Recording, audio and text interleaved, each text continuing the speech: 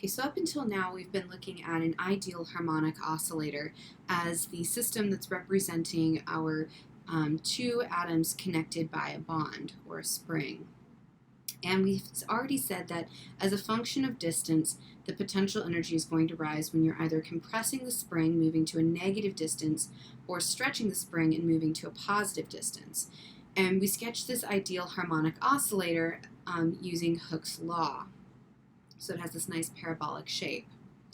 But this one is only going to hold true for a ball and a spring. There's some caveats that come when we're using actual atoms that we're going to talk about in this video.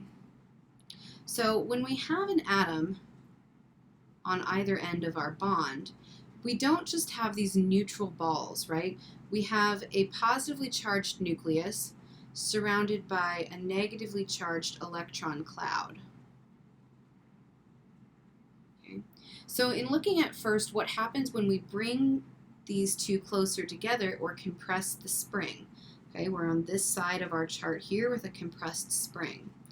So as our interatomic distance decreases, what's going on? As the interatomic distance decreases, we're getting a repulsion between these electron clouds, where their negatively charged clouds are going to repel each other. This adds additional restoring force, right? It's going to push it as they come closer together. That restoring force is going to be even more pushing against to push it back to its original position. So as these two draw closer and our interatomic distance decreases, what we actually find compared to our ideal oscillator is that the potential energy is going to be much higher and a much steeper climb with an aharmonic or an anharmonic oscillator like this, okay?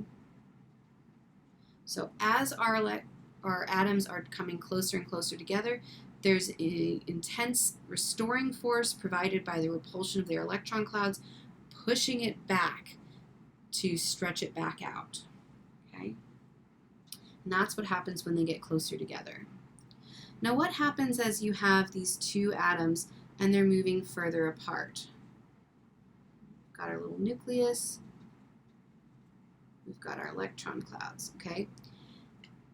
As we start stretching their interatomic distance, we're going to get to some point in the restoring force where it no longer is actually as energetically favorable to come back together as it is for those two atoms to completely separate in a bond dissociation.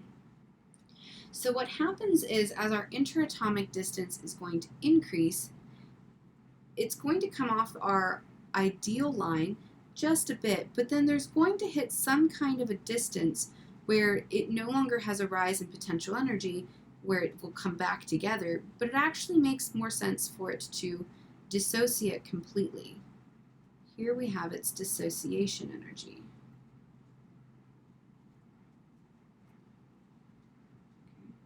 And so in this case, we have a deviation of a different kind with the anharmonic oscillator of two atoms connected by a bond, where we get to see the dissociation energy as a function of interatomic distance. Atomic distance.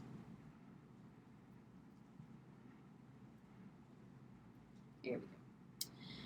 All right, so that's how we get an anharmonic oscillator, and what's happening that leads to both of those deviations from the ideal harmonic oscillator at either really small interatomic distances, where we've shrunk the bond and pushed those atoms closer together, or at larger interatomic distances where we've stretched the bond out.